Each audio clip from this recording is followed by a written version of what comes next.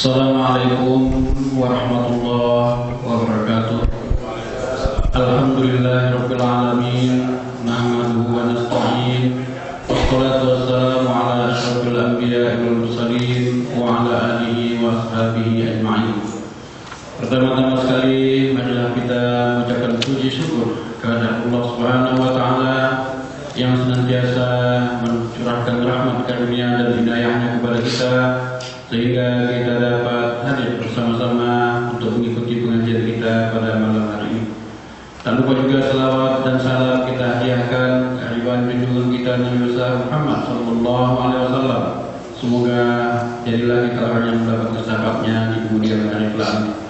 Bapak-bapak, ibu-ibu jemaah rahimakumullah, pada malam hari ini bahasan kita adalah lanjutan dari yang lalu, yaitu masalah risalah taklim yang akan disampaikan oleh Bapak Ustaz Abdul Latif. Pada Pak Ustaz kami persilakan. Bismillahirrahmanirrahim. Assalamualaikum warahmatullahi wabarakatuh. A'udzu billahi as-sami'il 'alim minasy syaithanir rajim. Bismillahirrahmanirrahim. Ya ayyuhalladzina amanu taqullaha wa aminu bi rasulih yu'tikum kiflaini min rahmatihi wa yaj'al lakum nuran tamshuna bihi. Yang beriman, takwalah kepada Allah dan berimanlah kepada Rasulnya. Niscaya Allah memberi rahmat dua bagian dan menjadikan untukmu cahaya, dengan cahaya itu kamu dapat berjalan. Shadaqallah wa shadaqa rasuluhu wa ba'du. Jamaah, alhamdulillah pada kesempatan sebelumnya kita sudah mendiskusikan usul isyrin, 20 prinsip dan 2 prinsip utama. Yang pertama sudah kita selesaikan. Kemarin kita sudah menjelaskan bahwa Al-Quran dan Sunnah merupakan marja' al-asasi, rujukan utama seorang mukmin. Dan ini adalah tidak bisa tidak, kalau kita mau disebut sebagai mukmin, suka tidak suka kita harus berpedoman kepada kitab ini. Tapi persoalannya memang di sini pula bahwa ukuran kekuatan umat Islam tidak ditandai pada berapa banyak jumlah mereka, tapi ukuran kekuatan umat Islam itu ditandai pada seberapa kuat mereka mengambil aspirasi, motivasi, spirit utama dalam kehidupan mereka dari Al-Quran. Dan saya melihat kita ini masih sangat bermasalah di sini. Ya, hari-hari kita bukanlah hari-hari yang diwarnai oleh nilai-nilai Quran, sehingga adalah satu analisa yang menurut saya sangat lemah ketika selalu mempertanyakan posisi umat Islam sekarang. Kenapa, padahal jawabannya sederhana. Ya karena memang mereka tidak bisa, atau tidak mau, atau ya tidak ada hubungan sama Al-Quran. Alas dasar mereka untuk menjadi orang kuat, bisa mengatasi semua persoalan, itu adalah pertama adalah kekuatan keyakinan yang mereka miliki bahwa agama mereka benar. Sekarang aja kita bermasalah, kita menganut paham semua agama sama, tapi agama kita paling benar. Itu paham kita sekarang, itu akidah kita itu. Semua agama sama, agama kita paling benar. Saya tidak setuju itu. Saya mengatakan cuma Islam yang benar, yang lain salah. Tidak ada cerita. Mau sesoleh apapun, mau sedermawan apapun, mau selembut apapun akhlaknya, tapi dia kafir, masuk neraka dia itu nanti. Akidah kita itu yang ini gitu. Lu kok berani Ustaz ngomong gitu? Ya, Nabi yang bilang gitu, bukan saya yang bilang gitu. Ya, jika dia tahu aku sudah datang dan dia tidak beriman dengan agamaku, kata Nabi, maka dia masuk neraka. Mau sehebat apapun dia. Nah, persoalan ini tidak terbangun sama kita selama ini. Ini masalah dasar ini, masalah akidah ini. Ya. Ketika ini tidak terbangun, ya wajar saja. Kalau istilah saya, seorang anak perempuan kalau ditanya dia padahal sudah hampir telanjang, apakah menutup aurat wajib? Dia pasti jawab wajib karena ngajinya gitu. Coba persoalan kita kan sekarang bukan kita nggak ngaji, masjid kita masih azan kok tiap hari, ada subuh sedikit banyak masih ada jamaah. Masalah kita adalah kita tidak concern, kita tidak iltizam, tidak punya komitmen untuk menerapkan Islam yang bersumber dari nilai-nilai asasi atau marja asasi, yaitu Al-Quran dan Sunnah. Ketika komitmen tidak ada, jawabannya karena kita tidak tahu cara didik anak bandel. Nabi Yakub punya anak bandel, Nabi Nuh punya anak bandel. 12 anaknya, 10 dari istri yang satu, 2 diantaranya adalah Nabi Allah Yusuf. Bagaimana beliau berhadapan dengan? Jadi artinya pendidikan mengajar atau belajar atau memberi tarbiyatul aulad itu Quran sudah bicara. Cuma seberapa banyak orang tua Islam yang paham metode Nabi Yakub dalam mendidik anak, metode Nabi Ibrahim dalam mendidik anak, metode Nabi Muhammad SAW dalam mendidik anak. Tidak tahu memang kita nggak belajar. Jadi kelas ngaji kita adalah kelas hal-hal yang sangat kecil dan kita menganggap ini sakral betul. Kita belajar wudu, kita belajar sholat, puasa sedikit, zakat waktu ada Ramadan nanti untuk bahas fitrah. Ketika kita bicara yang lain, kita udah mulai bergabung. Ada wilayah yang hari-hari di situ kita, misalnya kita berbuyung, kita jual beli, fikih muamalah, malah kita nggak belajar serius. Fikih nikah, otak kita langsung berpikir kalau sudah bicara fikih nikah, fikih akad nikah. Enggak, fikih nikah itu fikih bagaimana menjaga nikah jangan rusak. Bagaimana kalau terjadi kasus-kasus, karena sekarang banyak orang nikah cerai, nikah cerai, nikah cerai, nikah cerai terus, nikah cerai, nikah cerai, nikah cerai, nikah cerai. Itu nikahnya benar nggak itu? Jadi kalau kemudian dalam nikah cerai terus menerus lahir anak bagaimana? Karena nggak tahu hukum lagi sudah. Mencari rezeki yang penting duit, masalah halal atau haram urusan nanti. Kenapa? Ini nggak ada bekalnya sama kita. Capek kali kita ngaji di masjid, begitu masuk ke kantor tak terterapkan ilmu itu. Kenapa? Pak, zamannya sudah rusak. Kalau ada zaman rusak, yang betulin zaman siapa? Zaman juga. Kan yang membetulin zaman adalah kita harusnya. Nah, itu yang harus kita pahami. Di titik inilah kekuatan pelajaran terhadap Al-Quran harus kita bangun. Tidak bisa tidak. Makanya rumah orang mukmin minimal, kalau saya ditanya, itu minimal ada 3 kitab. Pertama Al-Quran, kedua Sahihul Bukhari, dan ketiga Sahihul Muslim. Kalau mau ditambah sedikit, saya tawarkan tambah Bulughul Maram, itu hadis. Tambah lagi, tambah cari buku Sirah Nabawiyah yang mana terserah. Kalau yang paling populer di Indonesia yang sudah diterjemah tulisan Mubarakfuri, Sirah Nabawiyah. Ya, ringkas, simple. Kita bisa memahami deskripsi bagaimana Nabi menyampaikan dakwah, sudah. Cuma persoalannya kan untuk beli bukunya tidak sulit, masalahnya mempelajari bukunya yang sulit, itunya persoalannya. Ya, kalau beli buku beberapa set juga oke lah. Ya. Nah, kalau memang itu modelnya, saya lebih cenderung melihat gini aja. Berapa kita yang punya keinginan, yuk kita nggak usah belajar Islam ini tidak harus serami dulu orang. Sepakat kita sendiri 2-3 orang, ayo kita belajar kitab apa? Kita kitab Sahih Bukhari, oke, belajar. Kita talakikan Sahih Bukhari. Nah, begitulah Quran. Nah, sekarang prinsip ketiga adalah walil imani shadiq wal ibadati sahihah wal mujahadati nurun wa halawatun yaqzifuha Allah fi qalbi man yasha min ibadihi. Keimanan yang murni, ibadah yang benar, mujahadah dalam beribadah adalah cahaya dan kelezatan yang Allah curahkan pada hati hamba yang Dia kehendaki. Saya ulang sekali lagi. Ibadah keimanan yang benar, keimanan yang murni, ibadah yang benar, mujahadah itu sungguh-sungguh dalam beribadah, adalah cahaya dan kelezatan yang Allah berikan kepada siapa saja hambanya yang Dia kehendaki.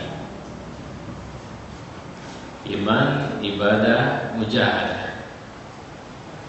Itu bukan karena dia sudah tamat dari YIN, tamat dari sekolah tinggi agama, maka dia yang paling beriman. Enggak begitu kajinya. Ya. May yasha, siapa yang Dia kehendaki. Kemarin saya bicara dengan seorang waktu saya acara syuting di Jakarta.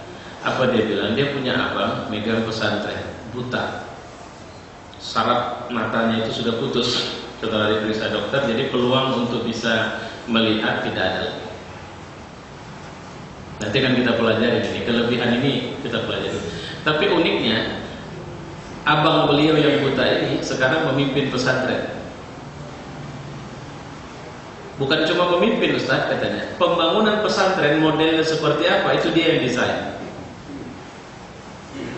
Dan dia tahu itu, kalau pagar itu tidak sesuai dengan, dia bilang, itu kenapa tidak sesuai dengan yang saya mau? Santri lewat, padahal sudah begini lewatnya, dia panggil, "Hei anu, kenapa kau pergi ke sana? Kenapa kau tidak salam sama saya?" Apa ada jinnya? Ini kan penyakit orang yang hidupnya hari-hari sama jin, ya bilang pasti ada jinnya itu. Nah, gitu, pasti ada ilmu khususnya. Tapi setelah dia cerita sama saya masa dari kanak-kanak si abang ini memang sudah hidup dalam suasana yang sangat robbani, saya percaya itu adalah karamah dari Allah Subhanahu wa taala untuk dia.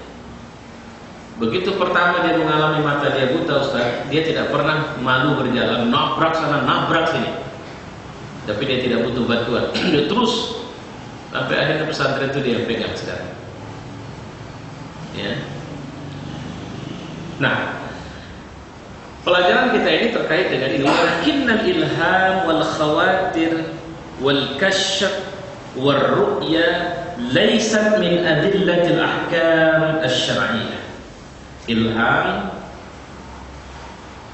kemudian lintasan pikiran, khawatir, kemudian penemuan-penemuan gaib, kasyaf, dan mimpi, itu semua bukan termasuk sumber hukum syariat.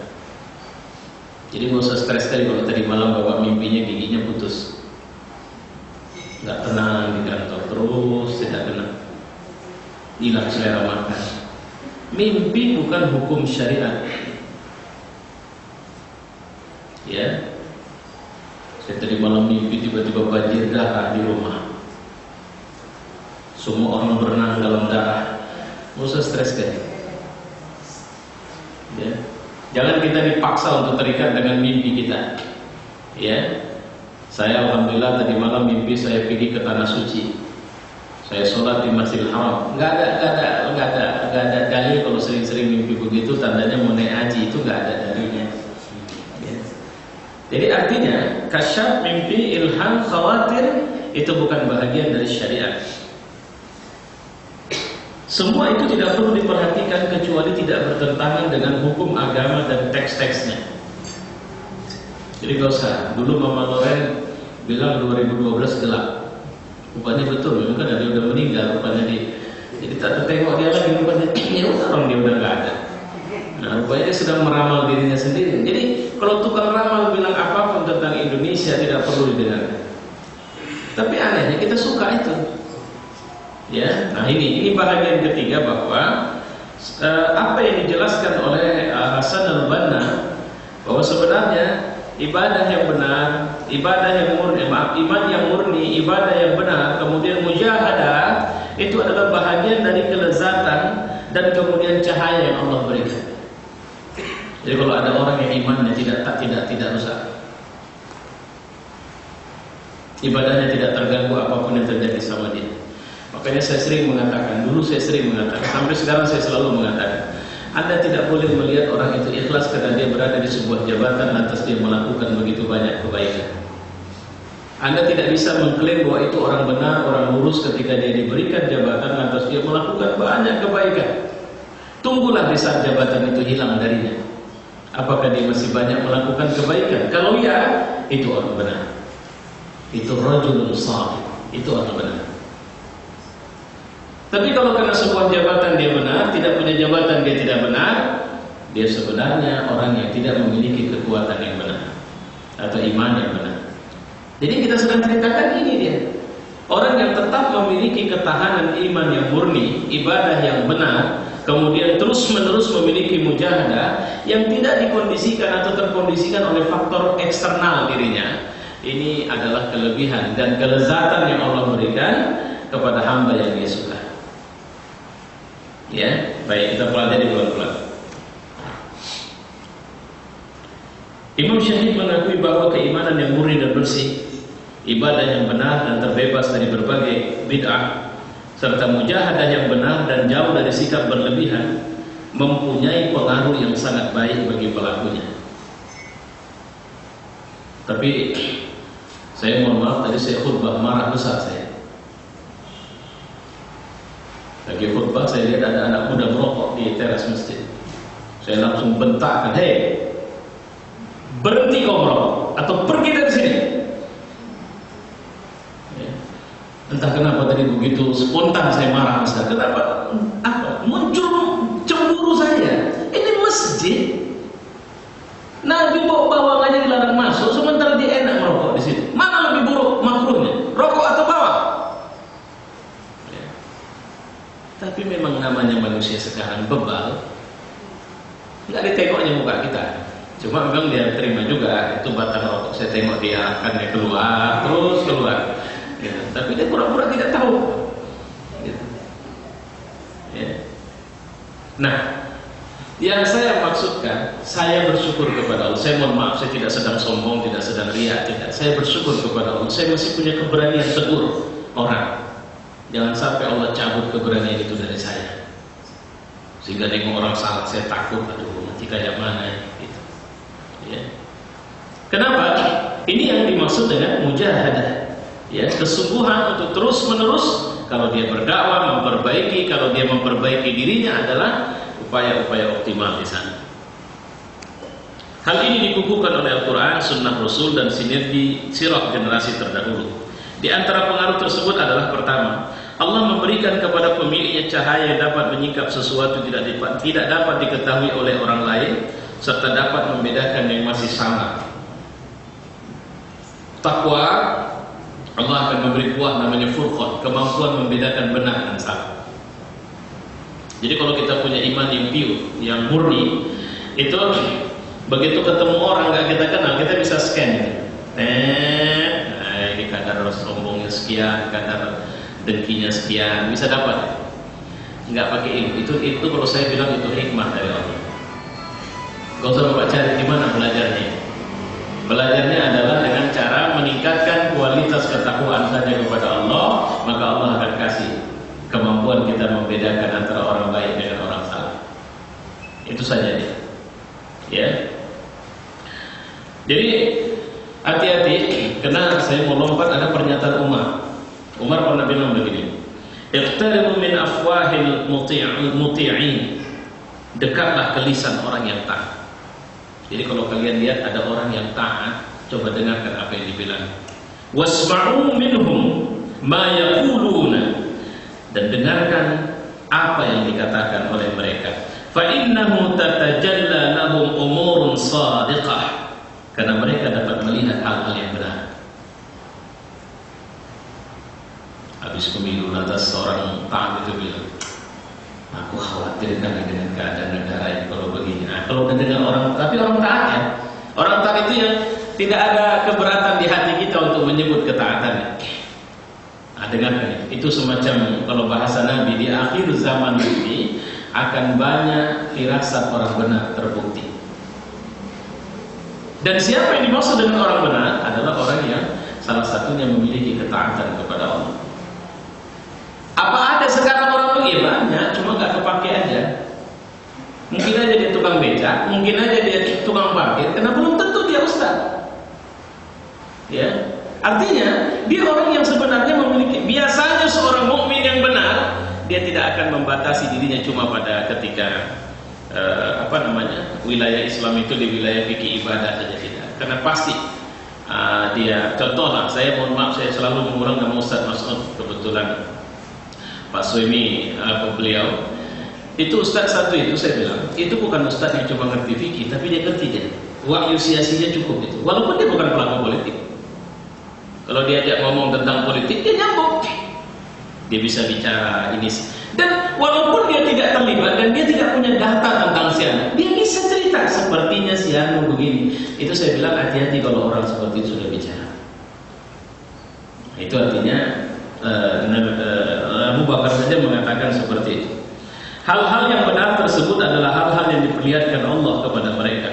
Sungguh tidak diragukan lagi bahwa semua waliullah itu punya ilham dan kasyaf. Jangan nantikan waliullah seperti orang mijik ya, orang-orang tidak benar menerjemahkannya. Yang namanya waliullah itu bisa duduk di atas awan. Yang namanya waliullah itu bisa jalan di atas air.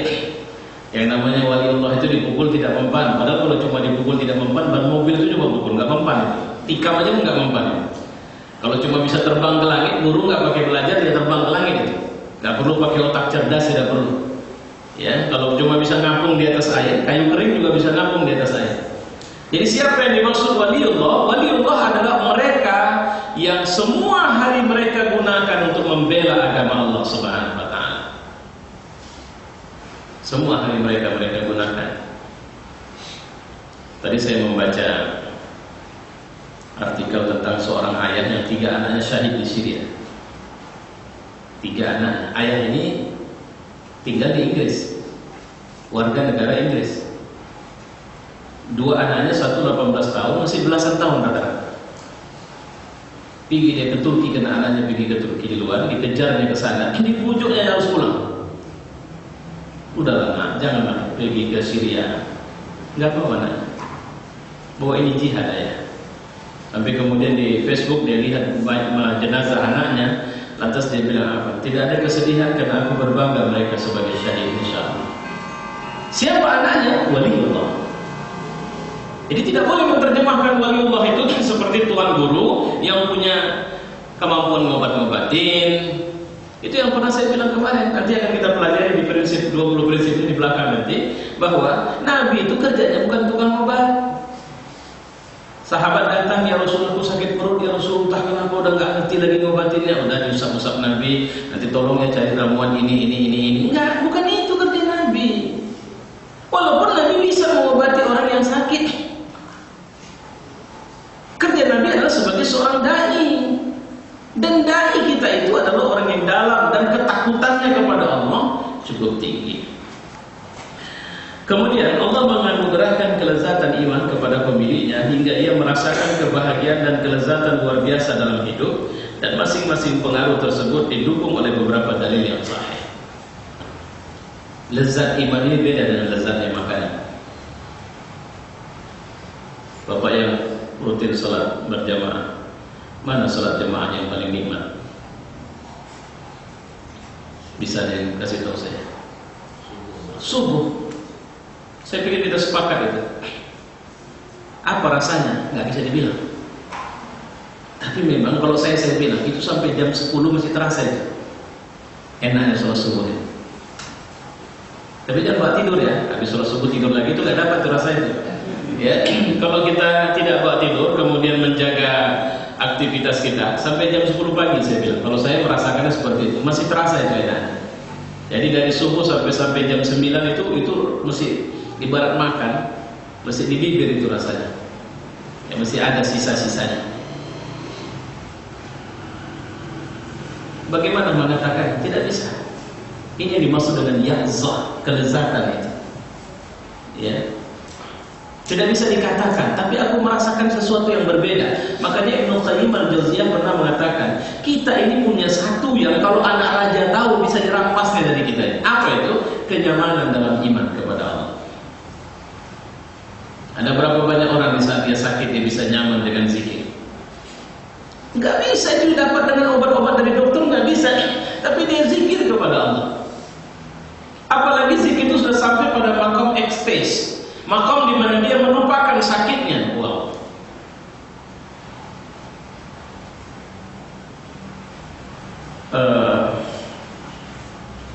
Para sahabat Rasulullah itu luar biasa.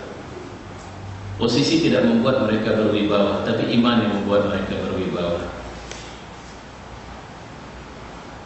Bagaimana gubernur-gubernur yang dibangun di masa para khalifah adalah gubernur-gubernur yang mereka hidup dalam kesederhanaan. Bahkan Umar, presiden yang dikenal paling karismatik dari 4 presiden utama Khulafaur Rasyidin, adalah presiden yang hidup sangat sederhana. Saya ada mencatatkan satu cerita yang sebenarnya sudah populer di tengah kita. Utsman, Ali, beberapa sahabat dari Muhajirin itu kumpul. Kayaknya dengan jumlah anak beliau yang banyak, tanggung jawab yang banyak, gaji presiden tidak cukup. Sepertinya harus kita tambah. Cuma gak ada yang berani ngomong sama Umar. Akhirnya dikirimlah Hafsah, anak perempuannya, istri Rasulullah, untuk ngomong, ayah, ada masukan dari banyak orang agar ayah mempertimbangkan untuk menaikkan gaji presiden. Siapa presidennya? Ya dia. Umar langsung dengan tajam bilang, aku tahu betul siapa yang kirim kau. Ini bukan kalimat kau sendiri, pasti kau dikirim orang kepada. Enggak ya, ini memang ungkapan perasaan. Tidak, kau pasti dikirim orang kemarin. Hafsah, coba ceritakan kepadaku makanan Rasulullah yang paling enak. Roti yang lembut dicampur dengan mentega.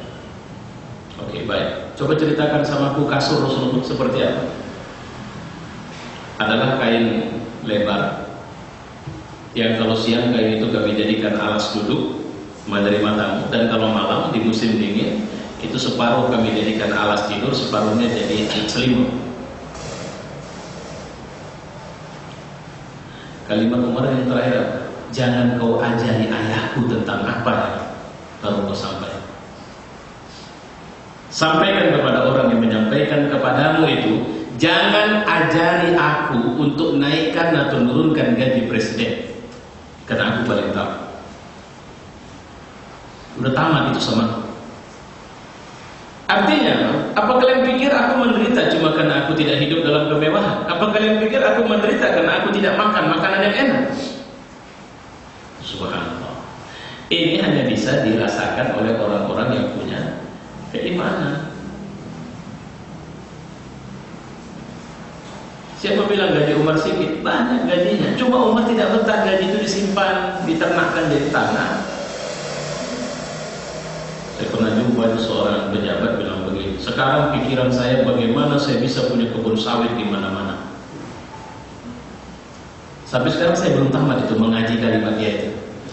Karena setahu saya dia pejabat yang soleh, tapi rupanya pikirannya ingin punya kebun sawit di mana-mana. Pokoknya yang pasti bukan pejabat di PTPN lah Pak. Jangan takut Bapak. Ini pejabat publik ini di luar sana. Ya, orang soleh tapi pikirannya rupanya banyakin itu.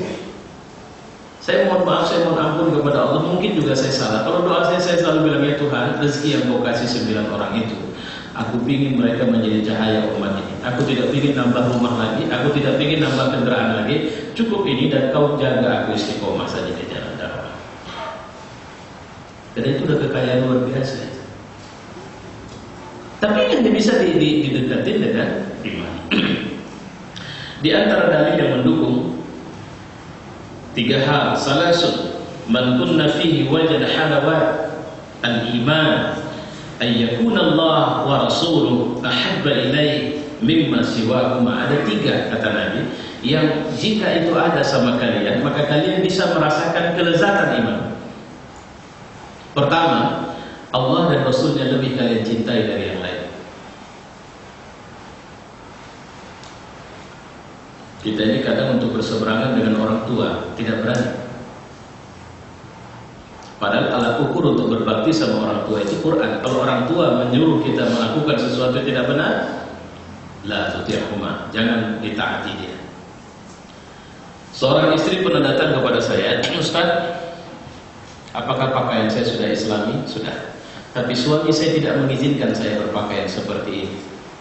Dan dia selalu marah ketika saya berpakaian seperti ini. Apa yang harus saya lakukan? Minta cerai dari dia. Saya serius ya. Ini pernah saya sampaikan kepada seorang ibu yang dia datang dan bertanya seperti itu kepada saya. Minta cerai karena dia bukan suami yang baik bagimu. Artinya apa? Jangan khawatir. Jangan takut dengan semua musibah yang mungkin akan menimpa kita, karena sebab kezaliman seseorang bisa membakar dunia dan akhirat kita. Ya. Yang kedua, wa ayyuhibbul mar'a la yuhibbuhu illa lillah. Kita itu kalau suka sama orang harus karena Allah. Bersyukurlah kalau di hati bapak sama ibu tidak ada menghormati orang karena jabatannya, ngefans sama orang karena popularitasnya. Bersyukurlah kalau itu tidak ada di hati kita. Nabi saja yang paling layak untuk diperlakukan seperti itu, dia tidak mau diperlakukan seperti itu. Kita kadang-kadang kita ketua front apalah namanya, tapi pokoknya nahi munkar. Tapi bangga kali rumah kita, foto kita sama Kapolres, foto kita sama Kapolsek, foto kita sama Kapolda, foto kita sama Kapolri. Ini ketua front atau? Kalau memang kita lillahi ta'ala, saya pikir tidak perlu foto itu nakut-nakutin orang. Ya. Ustaz, ini zaman kita, kalau nggak kayak gitu, kita nggak bisa dikenal orang. Nah, itu yang saya hakul yakin. Tu'izzu man tasha wa tuzillu man tasha. Biyadikal khair innaka ala kulli syai'in qadir. Dia bisa tinggikan yang dia suka, dia bisa empaskan yang dia mau. Biyadikal khair. Dengan tangannya yang baik. Tidak ada yang perlu kita khawatir dari situ. Ya. Bekerja sajalah di jalan Allah. Allah paling tahu kita ini layak jadi pekerja dia atau tidak. Dan kalau dia bilang kita layak, dia akan cukupi kebutuhan kita. Dan kita akan menjadi manusia luar biasa, di mana kunci dunia ada sama kita, tapi kita tidak mencintai dunia. Cinta kita karena Allah, marah kita karena Allah. Ya. Yang ketiga dari contoh ini, wa ayyakrahu ay ya'uda fil kufr kama yakrahu ay yuqzafa fin nar bihi fin nar. Kita tidak suka pulang kepada kekufuran, sama seperti tidak sukanya kita dicampakkan ke dalam neraka. Ini baru bisa merasakan lezatnya iman. Maaf ya, ini mohon maaf, saat seorang mendengar saya tidak diberi amanah menjadi anggota legislatif, dia tidak tenang sampai tadi pagi dia masih datang ke rumah. Saya bilang apa? Adakah kau lihat Rona keresahan di hati wajah saya? Ya Ustaz, saya nggak bisa tidur, saya nggak habis pikir saya Ustaz. Saya terus terang berupaya betul rasanya. Sampai terpaksa harus tegas keras saya ngomong sama itu. Dunia ini bukan, atau ladang dakwah itu bukan cuma sekecil ruang di legislatif itu. Ladang dakwah itu jauh lebih luas dari sekedar itu. Kau doakan saja saya istiqomah di jalan Allah. Dan jangan khawatir. Karena dia bilang saya datang kemari Ustaz cuma mau nengok. Memang betul Ustaz tidak sedang resah, tidak sedang stres atau apa. Dia pikir mungkin kalau teleponan saya cuma ngeras-ngeraskan suara, negar-negarkan suara. Padahal saya bilang sebenarnya kalau ditanya sama hati saya, kau kan sudah tahu waktu saya mau bicara sampai dengan 3 kali saya bersumpah atas nama Allah. Wallah, saya sudah tidak nyaman. Itu saya ucapkan di depan kalian kan. Jadi kenapa sekarang kau merasa? Jadi apa aku sedang munafik ngomongkan wallah waktu itu? Ya. Lantas kenapa diterusin? Jawabannya, kita adalah orang yang ketika diserahi amanah kita tidak ingin meninggalkan di tengah jalan. Kita akan tuntaskan sampai selesai. Tapi ketika dihindarkan amanah itu dari kita, maka kita yakin Allah sudah mempersiapkan sesuatu yang lebih besar dari sekedar amanah yang ada di situ. Cuma menangislah di saat Allah tidak kasih amanah apa-apa sama bapak sama ibu. Amanah cuma keluar rumah cari makan, pulang tidur, keluar lagi sampai dia meninggal. Catatan sejarahnya sederhana. Dia adalah ayah si anu, suami si anu, lahir tanggal sekian, anak dari si anu meninggal tanggal sekian. Selesai. Gak pernah terlibat pembangunan masjid, kegiatan dakwah ini, melakukan nahi munkar, gak ada. Maunya variasi biografi kita itu kan cukup tinggi. Nah, dia adalah aktivis. Kalau tahu ada masjid di ujung sana, dia itu yang menggerakkan pembangunan. Dia terlibat dalam kegiatan ini. Dia menghidupkan cahaya Islam di sini, cahaya Islam. Sehingga malaikat baca biografinya pun enak. Nuliskannya mantap. Ini enggak. Ringkas saja, belum selesai pun dan ditutup sama malaikat. Paling itu juga yang dikerjaannya itu betul malaikat kan. Ya. Baik, lanjutnya. Dalil yang lain mendukung pengaruh ini juga. Ya ayyuhalladzina amanu in tattaqullaha yaj'al lakum furqana. Ini saya bilang tadi, wahai orang beriman, jika kalian takwa kepada Allah, Allah akan kasih sama kalian furqan. Kesanggupan untuk memberikan pembedaan bainal haqq wal batil, antara benar dan salah. Ini surat Al-Anfal ayat 29. Dalam surat Al-Hadid, ayat yang saya baca tadi, ya ayyuhalladzina amanu taqullaha wa aminu bi rasulih yu'tikum kiflain. Nanti Allah kasih sama kalian dua hal, ya, min rahmati wa ja'al lakum nuran tamshun, masya Allah, dan kalian dijadikan cahaya yang hidup, cahaya yang berjalan, cahaya yang dengan cahaya itu kamu bisa pergi kemana saja. Nuran tamshun bermakna jangan takut dan jangan batasi dirimu. Kalau orang bilang jadi presiden, jadilah, karena kau akan berada dalam cahaya di sana. Itu yang harus kita garis bawahi itu.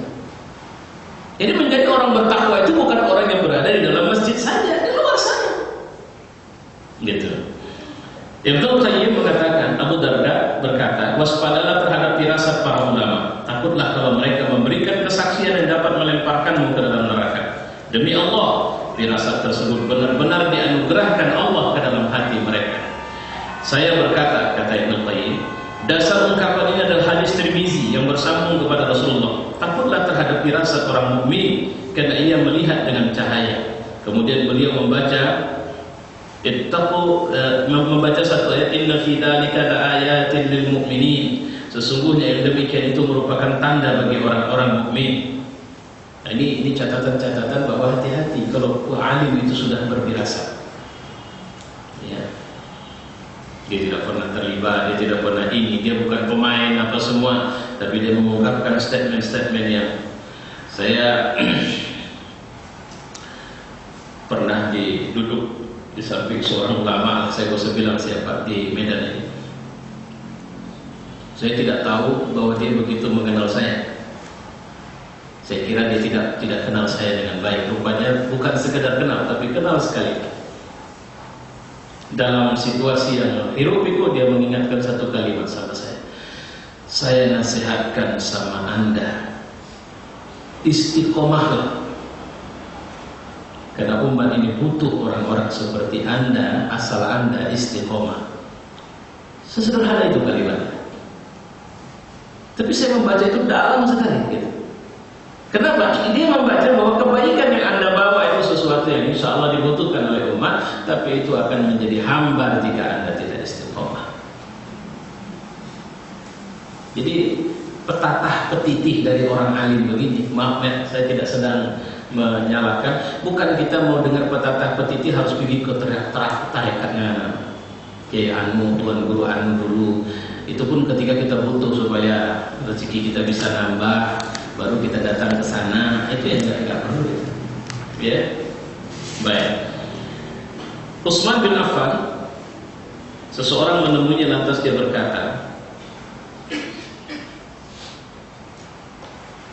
sesungguhnya seorang di antara kalian aku melihat di kedua matanya baru saja berzina. Uhiya ba'da Rasulullah. Apa ada wahyu setelah Rasulullah ya Amirul Mukminin? La. Walakinna firasatun sadiqah. Tapi kurasa ini cuma firasatku saja. Dan itu firasat yang benar. Pernah dengar Imam Asy-Syafi'i pernah melihat belobornya atau lunturnya dosa orang ketika berwudu. Ketika sedang berwudu dia melihat dosa itu jatuh. Utsman bin Affan bisa melihat orang yang baru datang ke satu majelis, kamu baru berzina, tengok mata ini baru nggak benar ya. Atas ngaku dia, iya benar. Tadi waktu saya ke masjid ada perempuan Yahudi di depan. Di sini nggak bisa lagi. Kalau zaman dulu yang pertama populer pakai baju-baju nggak benar di Medan ini kan orang-orang Cina itu, anak gadis Cina. Sekarang anak gadis Sabah juga sudah mulai begitu. Nah, jadi waktu aku ke masjid ya Rasulullah ya Amirul Mukminin, ada perempuan Yahudi pakai baju nggak benar, mau aku diluarkan agak sayang pula aku. Nah, kira-kira begitu. Jadi rupanya sisanya ketemu Utsman di ya Allah, tak dapat lagi ke orang begini sekarang kan.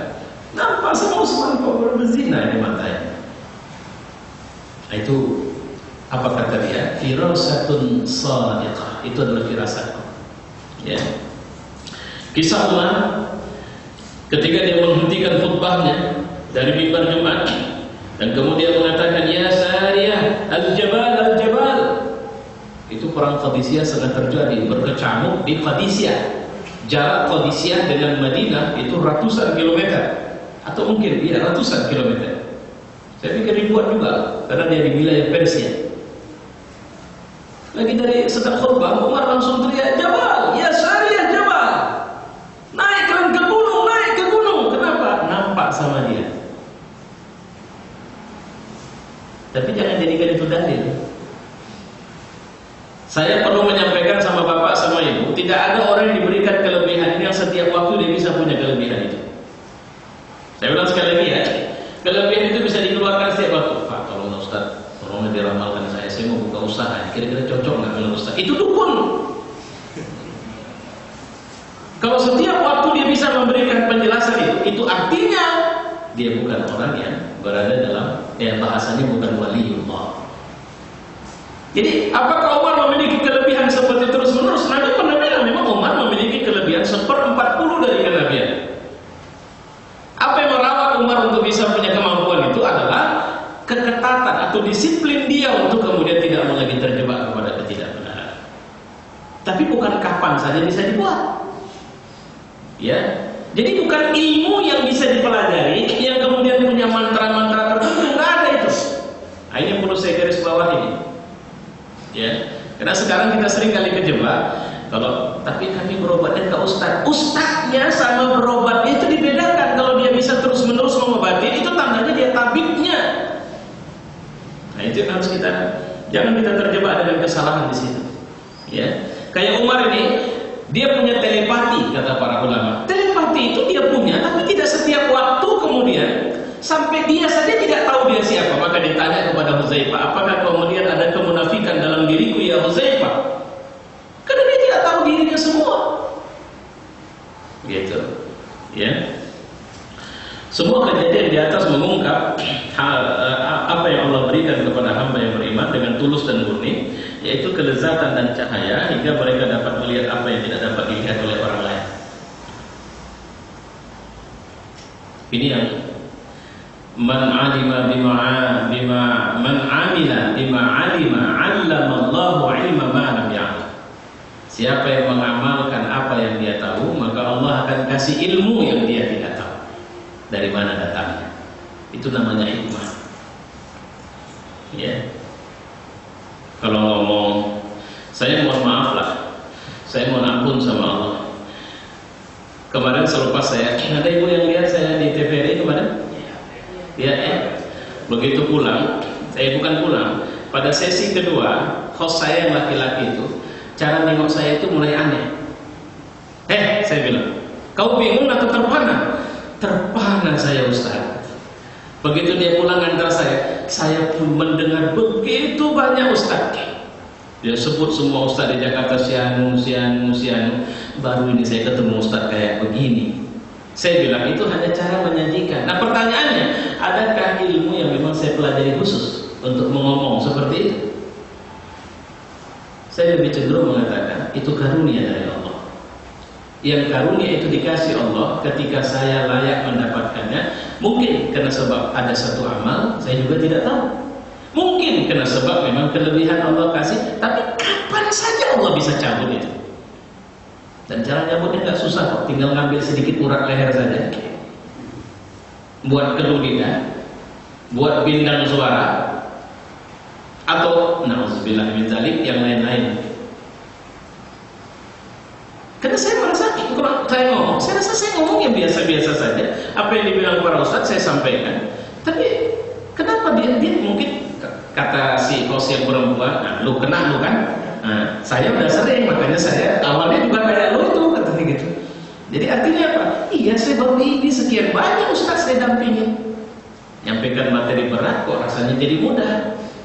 Sesuatu yang kira benar ternyata itu salah, gitu. Tapi apakah saya boleh bersombong untuk mengatakan bahwa itulah hebatnya saya? Tidak bisa, karena dia adalah merupakan karunia Allah Subhanahu wa taala. Yang harus disyukuri. Ya.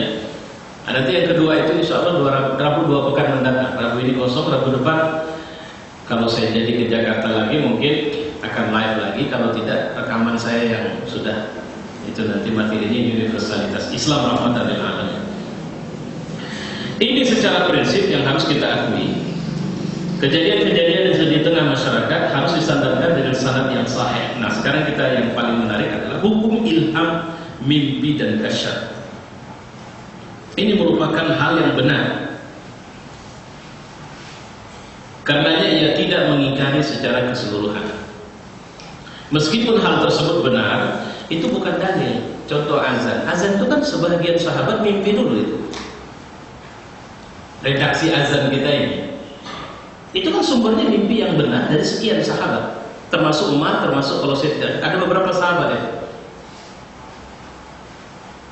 Didiskusikan kepada Rasul karena mereka begini, gimana ya cara kita supaya mengundang orang sholat? Pakai trompet, pakai sirine, pakai beduk, lonceng. Dibahas terakhir, ya Rasul, saya mimpi ada orang yang mengajarkan kepada saya bahwa inilah seruan sholat itu. Udah itu saja. Kenapa Bilal yang diangkat menjadi muazzin? Jawabannya sederhana, karena Bilal itu punya suara yang nggak perlu pakai mikrofon. Ada yang mengatakan kalau sudah Bilal azan itu radius 2 kilo di zaman itu bisa dengar suaranya. Allah, saya pernah baca itu tapi lupa saya di mana. Radius 2 km itu bisa didengar. Maka tidak ada alasan orang yang telinganya mendengar azan untuk bertahan tidak menyambut panggilan itu, kecuali karena kebodohan atau karena uzur. Hayya 'alas shalah, mari salat. Hayya 'alal falah. Panggilan siapa lagi yang mau kita tolak? Lagi betul ini hayya 'alal falah, ini keberuntungan. Ayo sambut panggilan ini. Ya. Nah, meskipun hal tersebut benar kebenarannya, bukan dalil hukum. Nah, kemudian bila ditanyakan apa hikmah dari keberadaan tersebut, jawabannya untuk dinikmati, bila tidak bertabrakan dengan Al-Quran dan Sunnah, untuk menambah kemantapan dan menambah cahaya di atas cahaya. Jadi kadang-kadang itu sebagai mubasyirat, berita gembira saja. Ya, berita gembira dikasih Allah sama kita. Sudah mau berangkat, nggak tenang dulu aku, nggak jadilah berangkat. Benar, nggak jadi berangkat, rupanya ada kebaikan untuk dia. Itu namanya ilham. Dan dia nggak usah merasa hebat dengan itu. Yaitu untuk memantapkan dirinya saja. Ya, sekedar mimpi yang kebenaran tidak dikukuhkan oleh dalil tidak boleh digunakan menetapkan sesuatu apapun. Ini adalah hal yang telah disepakati para ulama dan jelas kita tidak boleh melakukan hal-hal yang tidak dibenarkan secara agama. Dan semua harus diukur dengan Al-Quran dan Sunnah. Jadi kalau ada orang yang bermimpi, ada orang yang seringkali dia diharu-biru oleh mimpinya, halusinasinya, atau kasyaf. Kalau ada orang ngaji dan bilang sama kita, apa kau sudah sholat? Sudah. Saya mau tanya benar sholat atau tidak? Apa kau melihat Allah dalam sholat? Tinggalkan orang itu. Ya, karena itu orang yang sedang terfitnah dengan sesuatu yang dia kira sebagai pengetahuannya. Tidak ada yang terima, tidak ada yang perlu kenapa? Karena Allah akan membimbing kita sendiri untuk mengenal dia seperti apa cara. Nah, terakhir catatan-catatan yang patut kita pelajari di seputar ini.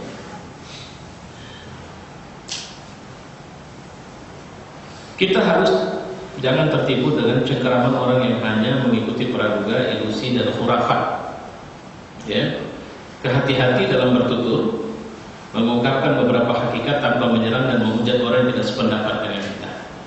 Jadi artinya begini, ini zaman kita ini juga zaman aneh ini sudah. Ini zaman fitnah luar biasa untuk keimanan di Indonesia ini. Media hanya butuh ustaz yang bisa ngobatin, bisa nyenangkan pikiran, bisa ngilangin stres, tapi yang meluruskan dia tidak mau. Nah, di saat seperti ini kita tidak boleh terfitnah. Kita tidak boleh mengatakan sulit sekali untuk menemukan kebenaran, tidak ada alasan. Ya. Kalau memang kita berada di jalan Allah, percayalah Allah tidak akan membiarkan kita zalim, seperti orang tua tidak akan mau melihat anaknya berada dalam kezaliman, ya, atau dizalim. Dia tidak mau itu. Maka jangan pernah punya buruk sangka kepada Allah Subhanahu wa taala. Saya pikir ini mudah-mudahan Allah memberi. Nanti kita di prinsip yang keempat kita akan belajar tentang jimat, jampi, wadah. Wadah ini sejenis keong yang dikalungkan di leher anak sebagai jimat, ramalan dengan membuat garis di pasir, pendukunan, mengaku tahu akan hal yang gaib dan semisalnya adalah kemungkaran yang wajib diberantas, kecuali jimat yang berasal dari ayat-ayat Al-Quran atau jampi yang diriwayatkan dari Rasulullah SAW. Ini pelajaran kita ke depan, insyaallah. Ya, jangan sekarang ditanya yang ini, yang tadi kalau mau ditanya sekarang, karena ini pelajaran 2 pekan mendatang. Assalamualaikum warahmatullahi wabarakatuh. Silakan kalau ada pertanyaan.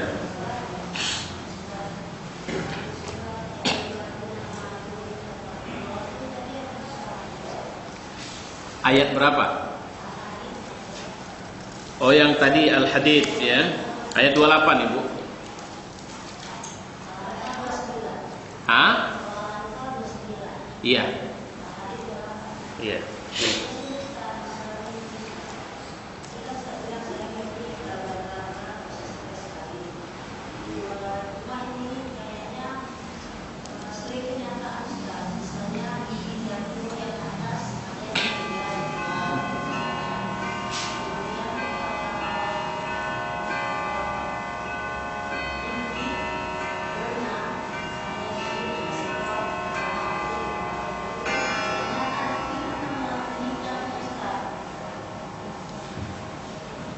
Kalau ya, itu bisa terjebak di situ nanti, Ibu. Iya, karena dukun itu pun tidak semuanya salah, ada juga benarnya. Cuma malamnya ada juga benarnya yang sering jadi promosi. Ya, mimpi yang seperti tadi, ya, tapi kenyataan juga. Itulah bumbunya di situ. Kenyataan. Waktu aku baca buku pun begitu juga, takwil mimpi apa semua, gitu kan. Dan tidak disalahkan. Cuma bukan dalil. Begitu gigi jatuh langsung didaftar keluarga yang sakit, keluarga yang udah lanjut usia, ditunggu dan nampaknya dia duluan. Rupanya yang nyatakan yang duluan meninggal. Nah, kan gitu. Jadi itu bukan dalil kebenaran. Itu yang harus digarisbawahi dari pelajaran kita itu. Bukan takwilnya salah, bisa jadi takwilnya memang benar. Siapa? Contoh, kalau mimpi buang kotoran itu tanda dia mau sakit. Misalnya gitu kan banyak itu takwil mimpi yang begitu. Ya benar memang sakit. Terkadang, saya tidak percaya sepenuhnya, tapi law of attraction itu ada benarnya. Kita dikondisikan oleh perasaan kita sendiri, sehingga kita terbetot dengan perasaan. Contoh, ibu membangun rumah. Begitu ibu bangun rumah, ibu perlu apa? Keramik. Itu kalau ibu naik mobil jalan, yang ibu tengok cuma toko keramik aja, toko lain nggak ketengok itu. Kenapa? Karena jiwa kita sedang terkondisikan untuk memburu itu. Sama, makanya dalam Islam ada hukumnya. Kalau mimpi buruk, simpan. Jangan cerita sama orang. Bertawuslah kepada Allah, berlindunglah kepada Allah, berharaplah kepada Allah agar Allah hindarkan jika kemungkinan mimpi itu menjadi kenyataan. Tapi kalau mimpi baik, cerita cuma sama orang mukmin. Jangan sama semua orang. Karena orang tidak semuanya hatinya benar. Ada orang munafik, ya, yang kemudian lebih suka mengenyek. Tadi malam aku mimpi jumpa Rasulullah. Dibilang Rasul sama aku bahwa aku akan menjadi pendampingnya di surga. Bunga tidurnya itu. Kata si munafik itu, nggak senang dia dengar mimpi itu. Pada saat dia yang mimpi, semangat kali dia cerita. Dalilnya lengkap. Nah, jadi artinya kalau mau ceritakan, kalau mimpi baik ceritakan sama orang. Saya Masya Allah, tapi waktu anak-anak saya paling sering mimpi pergi ke Masjidil Haram itu Mas Ana. Dari berapa mimpi yang saya mimpikan, ada sebahagian yang saya masih ingat sampai sekarang. Yang paling saya ingat, saya masuk Masjidil Haram, itu tidak ada satu orang pun. Saya masuk ke pelataran Ka'bah, ini baru hujan deras, di mana lantainya ini masih berair. Hanya ada 3 orang di situ, termasuk saya salah satunya. Tapi waktu itu saya masih anak-anak, itu aja ceritanya. Kalau ditanya apa maknanya, nggak tahu. Tapi ingat saya, sampai sekarang saya masih ingat mimpi itu. Gitu. Nah, kemudian saya sudah 3 kali kalau ditanya mimpi berjumpa dengan Rasulullah SAW. Gitu. Iya Ustaz, ya, ini kan penyakit, jadi penyakit. Siapa bilang Abu Jahal pun jumpa Nabi-nya, dia nggak mimpi lagi jumpanya. Kalau persoalan cuma karena mimpi jumpa Nabi, lantas itu orang baik. Jadi nggak usah terus merasa GR gitu, itu maksudnya tadi itu. Tapi kalau kemudian Allah berikan kemudahan, rezeki kita bisa bermimpi, itu karunia dari Allah. Cuma sekarang karunia itu mau disyukuri kan? Gitu. Bagaimana mimpinya? Di mana mimpinya? Yang pertama saya pernah coba berdoa. Yang ketiga, saya di Madinah berdoa, ya Allah saya ingin kalau bisa saya mimpi jumpa Rasulullah di kotanya. Tapi Allah tak kasih di Madinah, Allah kasih di Mekah. Sudah saya tinggalkan Madinah, tak ada juga mimpi. Begitu sampai Mekah, tak teringat saya mimpi itu, mimpi saya di situ. Nah, ini kan berita baik. Cuma hati-hati juga menceritakannya dengan kekuatan iman yang lemah. Ini bisa seakan-akan sok merasa hebat pula. Tapi kalau yang buruk jangan cerita, itu sunnah aja. Nah, kalau kita khawatir kali akan terjadi sesuatu yang tidak benar, banyaklah sholat dan kemudian berinfak. Oke, itu saya pikir. Ya, baik, ada lagi? Entah ada yang punya mimpi-mimpi, jangan tanya kenapa saya, ini maknanya apa pula? Bukan pelajaran ta'wil mimpi kan? Teringat apa Ustaz? Apa mimpi Ibnu Sirin? Ibnu Sirin, ya. Memang dia adalah seorang salaf yang diyakini atau dipercaya memiliki kemampuan menafsirkan mimpi. Ya, cuma saya cenderung melihat gaya penulisannya agak ribet bacanya. Jadi tidak ada kode-kode tertentu yang membuat kita mudah untuk mencek. Cuma memang nggak perlu kali juga lah. Ujungnya nanti buku Ibnu Sirin pula nanti jadi rujukan utama, ya. Karena begini ya, mimpi itu ada, pertama adalah dia merupakan ahlam atau satu mimpi yang sifatnya bunga tidur. Dia merupakan residu bawah sadar kita. Ya, saya dulu ada beberapa event dalam hidup saya. Ketika saya sangat menginginkan sesuatu, maka hampir tiap malam mimpi. Nah, mohon maaf saya, tapi pilek kemarin, pingin kali mimpi nggak mimpi juga gitu. Jadi memang karena nggak ada yang namanya diinginkan di situ. Ya, demi Allah saya tidak ada mimpi sedikit pun di situ. Sampai saya bilang sama istri saya, mungkin karena tidak ada ambisi saya di sini, sehingga kali ini tidak ada satu kali pun terbayang jadi, terbayang tidak jadi. Biasanya masuk ke dalam tidur itu. Kita mau naik jabatan Pak di kantor atau mau mutasi, tiba-tiba ada mau mutasi, nah, itu masuk dalam mimpi. Ya, ada mimpi. Nah, jadi bunga tidur itu biasanya, dan itu mudah lupa. Tapi kalau ru'yatul haq, mimpi yang benar, itu tidak bisa dilupakan. Contoh, Usama bin Laden mimpi, kalau saya tidak silap 7 malam berturut-turut berjumpa dengan Rasulullah. 7 malam atau 3 malam ya, berjumpa dengan Rasulullah, dan Rasul mengatakan kepadanya bahwa kau akan membawakan panji hitam kepada Mahdi.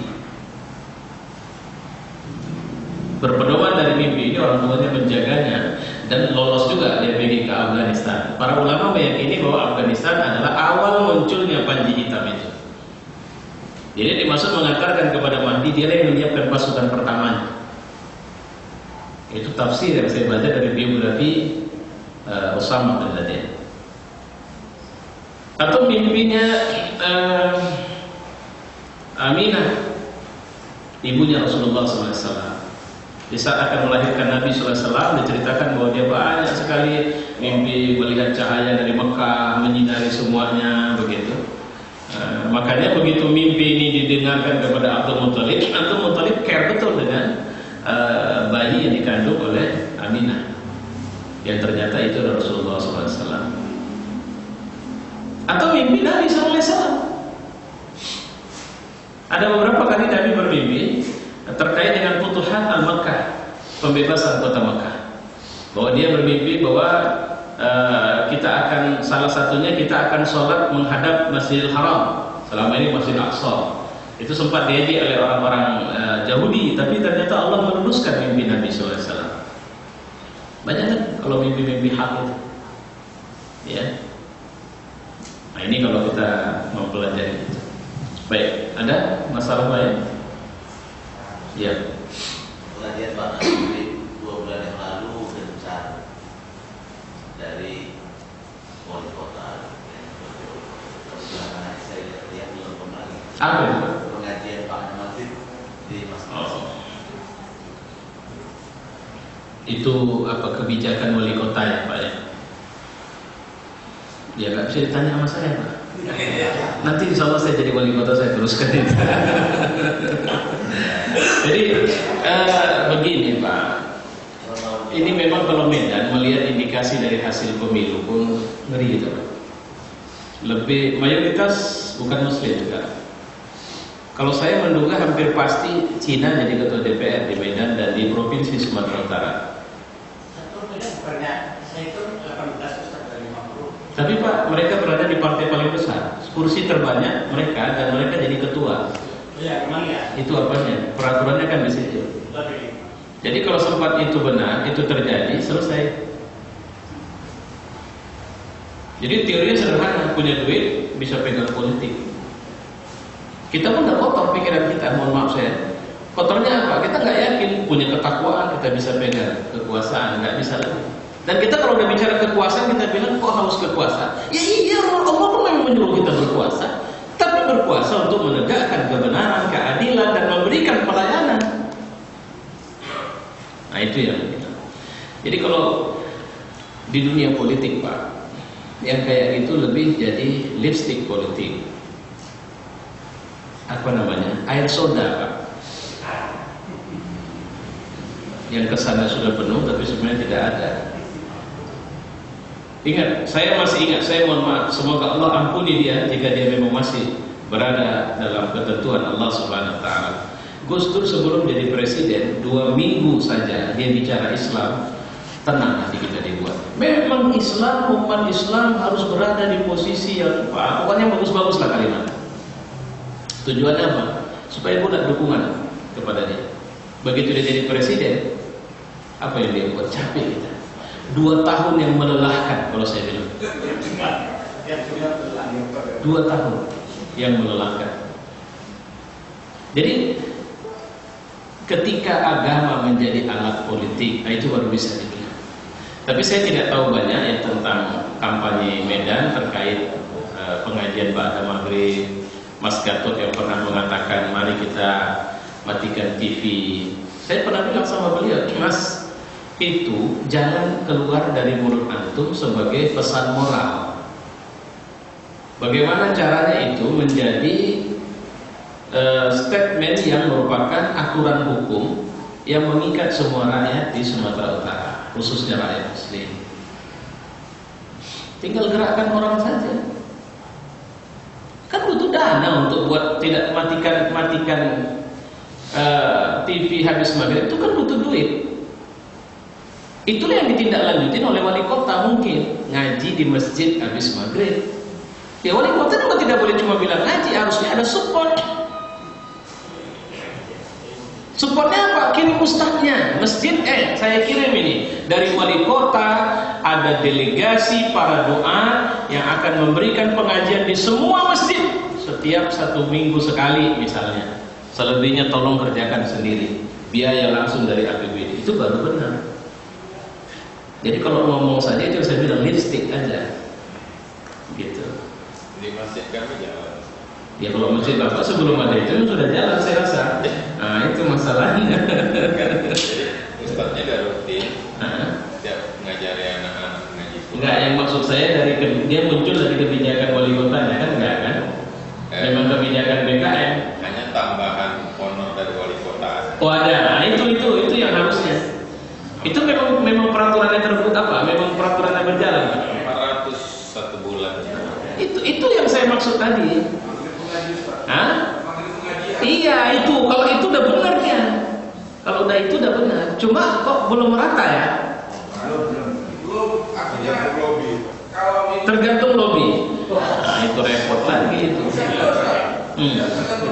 Artinya ada yang persyaratannya yang saya ketahui di tanda-tanda oleh Nazir gitu. Nah, banyak persoalan masjid atau musola atau langgar tidak ada nazirnya, tidak ada kenazirannya. Jadi berdiri sendiri, kalau mau aja nazir sendiri, musola sendiri. Banyak Ustaz di media. Ya kayak masjid teman antum ya. Iya Ustaz. Oke, saya kira ada lagi yang lain. Iya silakan Pak Majid. Ini mungkin kalau ada kesan Ustaz terhadap pilkada yang barusan Pemilu. ya, Ya. tidak apa. Kemudian kalau tidak lagi Ustaz sebagai DPR, saya mungkin bisa lakukan dalam fungsi untuk pemberdayaan umat inilah. Kira-kira prosesnya. Terus bagaimana nih untuk presiden yang akan datang? Iya. Nanti mungkin kalau lama-lama Ustaz pun sudah berkurang.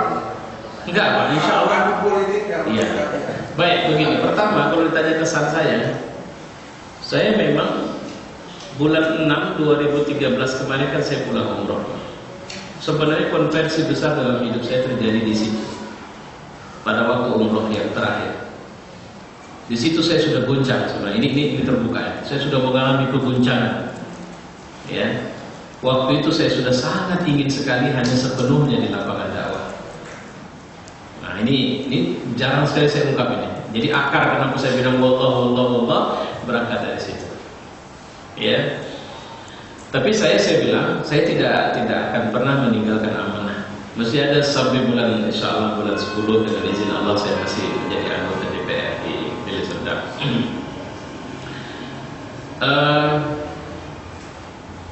Makanya saya teliti kalau Bapak tanya hasil pemilu. Sama saya sederhana saja. Saya tidak melihat sesuatu yang aneh dari hasil pemilu sekarang. Menurut saya adalah itulah real existing kondisi asli umat Islam di Indonesia. Tidak perlu kita tangisi. Saya ambil contoh, sekian partai Islam mengalami pertumbuhan suara, sekian mengalami penurunan suara. Saya dari hati yang paling dalam melihat, dan misalnya partai yang mengalami kenaikan suara itu tidak salah. Itu didukung oleh adanya tokoh tertentu yang menggenjot perolehan suara cukup tinggi di situ. Tapi ada partai yang mengalami penurunan suara, dan menurut saya itu hasil yang cukup sehat. Ketika Bapak menyebut Bapak membela agama Allah, Allah hanya akan memberikan beban sesuai dengan kemampuan Bapak. Ketika Bapak berpura-pura membela agama Allah, Allah tidak peduli dengan Bapak, terserah. Ketika kita orang yang tidak peduli dengan agama, saya tidak yakin orang tidak peduli agama akan memilih orang-orang yang beragama. Saya tidak yakin. Hasil pemilu kemarin ini adalah hasil yang paling jujur untuk membuktikan siapa umat Islam di Indonesia. Ini semacam bahan dasar untuk bagi para duat, bagi para aktivis. Ini PR besar. Ini loh keadaan umat di Republik ini. Nah, tinggal kalau ditanya sama saya, kita mau mulai dari mana? Kalau pemilu legislatif, pemilu presiden, saya mohon maaf, bukan karena kita ngaji yang tadi ini, tapi kalau sampai detik ini data yang saya dapat, saya bawa ke hati saya nggak yakin Jokowi jadi presiden. Saya nggak yakin. Saya malah yakin Prabowo jadi presiden dengan satu syarat, dukungan kekuatan poros Indonesia Raya itu mengalir ke dia. Jokowi akan gembos dengan tingkahnya sendiri. Cuma saya sangat curiga, mungkin yang dipersiapkan itu bukan Jokowi. Ini kan tetap saja jadi sebenarnya yang dipersiapkan itu Prabowo.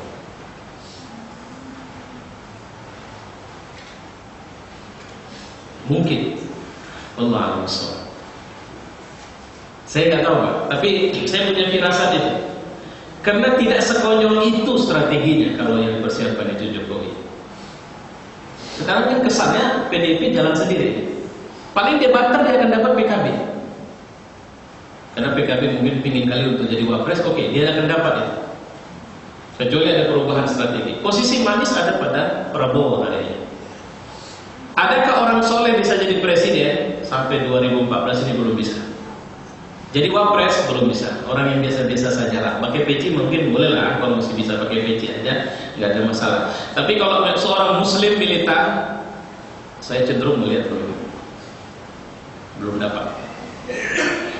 Nah, tinggal hasil pemilu ini adalah bahan dasar. Inilah problem umat. Umat kita ini sudah hedonis, sudah oportunis, sudah pragmatis. Itu menunjukkan tingkat keimanan umat itu sangat lemah. Kenapa? Harga umat ini, umat sudah frustasi. Makanya kalau saya bilang itu mirip seperti yang dibilang Nabi, wa katsirun minan nasi kal-arnam, dan banyak manusia itu seperti binatang ternak, kata Nabi. Gak ada hebatnya kalau kumpulan kambing sama lembu, itu gak ada hebatnya kecuali orang berhitung, wah ini mahal ini. Gitu. Ya, bisa dibelilah kambing sekurus atau segemuk apapun, itu hanya tinggal persoalan harga. Jadi kasirun minan nasi kal-arnam di lapangan politik itu hanya masalah harga saja. Tinggal siapa gembalanya. Nah ini karena terus terang faktanya seperti itu. Kita nggak usah tangisin money politik karena memang umat mau kok. Ibnu Qayyim, bukan Ibnu Katsir, kalau saya tidak khilaf, Ibnu Katsir pernah mengatakan bahwa pemimpinmu hakikatnya adalah cermin siapa kau. Dia bukan orang lain, dia itu kau. Nah, kira-kira begitu. Jadi apa yang harus kita tangis? Ya, kita harus kerja sekarang. Dan saya terus terang Pak, saya kemarin lagi makan di Jakarta, ada seorang bapak merhatiin saya dan dia bilang, Ustaz yang tadi pagi di TVRI ya, memang tidak bapak lihat ya. Bagaimana Bapak? Bagus Ustaz. Oke, Pak, satu waktu jika Bapak butuh saya silakan panggil saya tidak peduli tarif. Karena saya melihat yang penting dan harus disampaikan kepada umat ini adalah pengetahuan dasar tentang Islam. Banyak umat kita tidak tahu. Kita dirusak. Dan ini harus dihalu-halukan ke semua tempat. Apa itu Islam? Kenapa mereka Islam? Untuk apa mereka Islam? Dan apa harga mereka dalam Islam ini? Jadi kalau Bapak tanya, apakah saya akan kemudian uzlah dari dunia politik? Tidak. Saya Muslim. Politik itu bahagian dari keberadaan atau apa namanya yang dibuat oleh kita sebagai manusia, dan Islam punya ajaran di situ. Apa saya kemudian akan alergi dan saya tidak mau kembali lagi ke lapangan politik praktis? Siapa bilang? Saya sering kali canda, saya bilang masih ada satu cita-cita saya belum terpenuhi. Saya mau jadi gubernur di Sumatera Utara. Itu kan cita-cita politik saya. Gitu. Walaupun saya bilang itu dengan canda, tapi yang pasti itu saya hanya ingin mengatakan bahwa saya tidak akan moh di dunia politik Pak. Saya akan tetap ikuti ini perkembangan karena ini bahagian. Kalau saya dibilang Ustaz, tanggung jawab saya untuk menjaga umat ini diminta atau tidak diminta. Itu dia. Tapi ala kulli hal postur daripada parlemen kita ke depan ini tidak akan banyak, mungkin jauh lebih buruk. Mungkin jauh lebih buruk. Kenapa? Pertama, KPK telah menyajikan data bahwa korup paling besar dari partai itu PDIP, tapi masyarakat memilih PDIP sebagai partai terbesar hari ini. Itu menunjukkan bahwa sepertinya tidak ada perubahan. Kecuali ada peristiwa yang kalau bahasanya sunnah tadafu, sunnah yang tiba-tiba. Perubahan luar biasa terjadi di Republik ini membuat kita harus turn around. Nah, itu boleh lah. Tapi kalau melihat hasil yang sekarang, posturnya itu nggak akan ada yang luar biasa. Malah kalau Bapak tanya ke saya, DPR RI secara khusus, saya sedang khawatir dengan nasib umat Islam dari postur parlemen yang baru ini. Golkar, PDIP, Gerindra, Demokrat sudah tidak punya kekuatan luar biasa. Jadi di posisi penyeimbang sebenarnya ada PAN, PKS, P3, PKB tidak juga bisa berbuat banyak, gitu. Nah, posisi inilah sebenarnya kalau kita baca di PDIP dipenuhi dengan manusia-manusia oportunis dan mereka wakil dari kelompok mereka seperti Syiah, liberal, kelompok macam-macam itu di situ, ya. Dan ya mudah-mudahan Allah selamatkan kita. Jadi kalau kita ngelihat Indonesia ini Pak, posturnya saya bilang kita keluar dulu dari parlemen, kita harus lihat siapa penyeimbang di luar. Penyeimbang di luar itu pertama Muhammadiyah, NU, di Medan ada Al-Jamiatul Wasliyah, Persis, ini bagaimana keadaannya. Kemudian tokoh-tokoh nasional kita dari para ulama yang sering disebut-sebut dalam event nasional sekarang Yusuf Mansur, Arifin Ilham, Agim tidak lagi. Ustadz-ustadz yang paling ngetren di masyarakat nggak masuk kira itu, kayak Ustadz Maulana apa semua itu nggak masuk kira. Jadi melihat ini majelis ulama bagaimana? Ya, nah ini sebenarnya maka saya bilang agak sedikit bermasalah. Jadi kita akan mengalami regulasi hukum yang bisa membahayakan nasib bangsa. Makanya kalau saya bilang Indonesia butuh presiden orang kuat yang berani bilang tidak terhadap ya tentu saja intervensi asing dalam hal ini. Tapi apakah Prabowo bisa? Saya juga nggak yakin. Intinya bukan Cina atau tidak. Ya, karena kalau mau dibilang Jokowi orang tuanya Cina, Prabowo juga orang tuanya Cina. Sumitro itu Cina. Ya. Jadi ini eranya Cina ya. Kalau mau bicara suku kita kan, mau kemana pun kita ada yang kan lagi sedang ngetren tuh. Jokowi itu di belakangnya ada James Riyadi orang Cina. Kemudian siapa itu kemarin yang ketemu kedubes orang Cina. Jokowinya katanya bapaknya Cina atau siapa namanya itu. Oke lah. Tapi persoalannya sekarang kalau dari satu Cina ke Cina yang lain kita. Kalau mau bicara itu. Nah, ini bukti kalau maksanya ada sebuah hadis Nabi. Kalau perbendaharaan dunia diserahkan kepada kalian, siapa kalian? Jadi bagaimana, apa yang akan terjadi sama kalian kalau semua ini diserahkan? Sahabat bilang, ya Rasul, kami akan beribadah sebanyaknya, kami akan berinfak, kami akan membela. Apa jawab Nabi? Nabi yang bilang, bahkan aku takut kalian akan bercerai-berai setelah itu. Saya satu ya kalau bisa buat menangis Pak, menangis, cuma saya nggak menangis di depan orang banyak. Semua rakyat di Republik ini bisa saya bilang 90% lebih itu pasti menganggap menjadi anggota dewan itu adalah peluang untuk bisa kaya raya. Itu nomor satu, bukan melayani, bukan apa, nomor satunya di situ. Bahkan calon anggota dewan itu sendiri pun pikirannya ya seperti itu. Dia ingin merubah nasibnya di situ. Jadi bagaimana kita bisa mendapat kebaikan dari situ semua? Gitu. Saya nyaris 10 tahun. Saya mau mengatakan bahwa rezeki yang ada sama saya bukan sebab karena saya. Nggak bisa Pak, karena mindset orang menyatakan bahwa kalau saya bilang nggak percaya, saya duduk sekarang. Ayo kita tunjukin tabungan saya ada berapa. Mungkin kalian tidak percaya tabungan saya cuma segitu itu. Karena orang melihat saya punya mobil, punya ini, punya itu, pastilah dia punya duit yang banyak. Tidak ada yang percaya. Saya bilang alhamdulillah, itu doa sama saya. Kenapa? Karena orang menganggap bahwa dia pasti punya duit banyak. Duit banyak dari mana? Proyek. Ya proyek apa? Proyek itu juga macam-macam. Ada proyeknya dia tidak kerja, cuma dapat fee saja. Macam-macam. Makanya benarlah Allah Subhanahu Wa Taala dengan firman-Nya yang mengatakan, "Yasalunaka 'anil anfal, qulil anfal lillah." Mereka bertanya tentang rampasan perang, tentang apa yang mereka peroleh setelah mendapatkan kedudukan. Bilang sama mereka, lillah, itu milik Allah, wali rasuli, dan itu milik Rasulnya. Tak ada, bukan milikmu itu. Kursi yang kau dapat itu bukan milikmu, milik Allah, milik Rasulnya. Gak usah berpikir, ittaqullaha wa aslihu dzata bainikum. Kan itu ayatnya. Wattaqullaha wa aslihu dzata bainikum. Maka bertakwalah kalian kepada Allah. Takutlah kalian kepada Allah. Karena memang itu yang buat rusak. Itu yang membuat makanya Umar bin Abdul Aziz itu unik. Sudah pernah jadi wali kota, sudah pernah jadi gubernur, begitu diangkat jadi presiden, semua hartanya diserahkan untuk negara. Ambil. Istana boleh berdiri, saya bangunkan satu rumah dinas di mana rumah itu boleh didatangi, semua rakyat bisa datang dan tidak takut masuk ke rumahku. Sejak dia menjadi presiden, bajunya bukan malah lebih mewah, tapi lebih sederhana. Anak gadisnya pernah minta kerabu sama dia.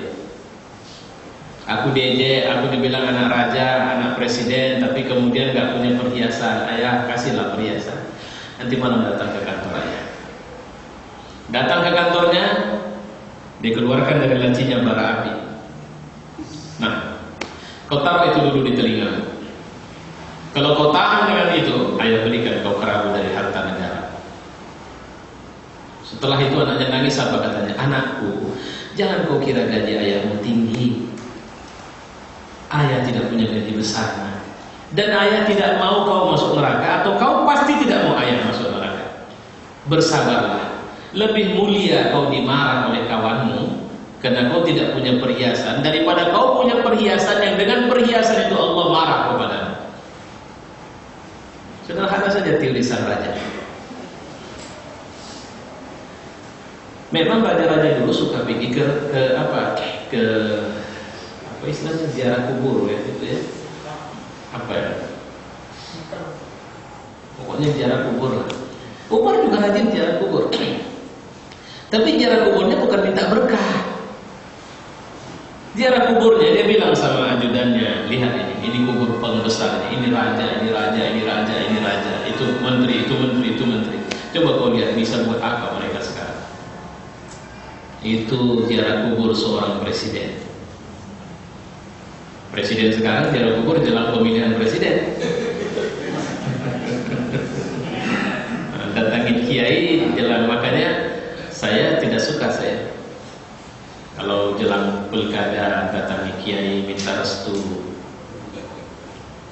Itu sama saja dia sudah menempatkan kiai, dan itu masalah dalam akidah. Saya kira itu yang bisa saya komentari. Ya, ini Ustaz, saya berpikir kan Ustaz kan milik masyarakat. Insya Allah. Bapak dengar saya nggak jadi, alhamdulillah atau innalillah? Nah itu dulu saya mau tahu sikap Bapak. Ini kan sikap saya kan. Saya pikir begini, ini pemikiran saya. Kalau lama-lama lah DPR itu orang yang kurang berkualitas semua, gitu ya. Kalau kasus dulu lah, ini kan prihatin. Pak, mohon maaf saya Pak, sebelum Bapak lanjutkan. Kira-kira menurut Bapak saya menghabiskan berapa duit di pemilu kemarin kampanye? Saya mau tanya dulu, nanti saya kasih tahu sama Bapak berapa duit saya habis. Tidak apa-apa lah dulu, nggak ada, insya Allah terlepaslah kita dari keburukan. Saya minta Bapak kira-kira taksir saja lah. Berapa duit lah saya habiskan untuk buat ini, buat ini, buat ini ya. Iya, kira-kira berapa? Standarnya lah. Nah kalau Bapak bingung bilangnya, saya bilang standarnya berapa?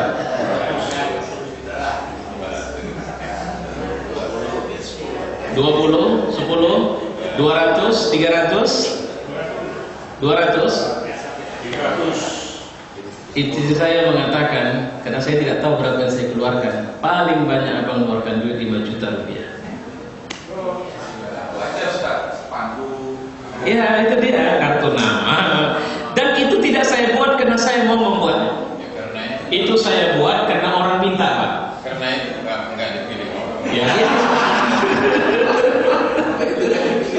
Jadi artinya ada orang minta spanduk, ya udah saya buatkan.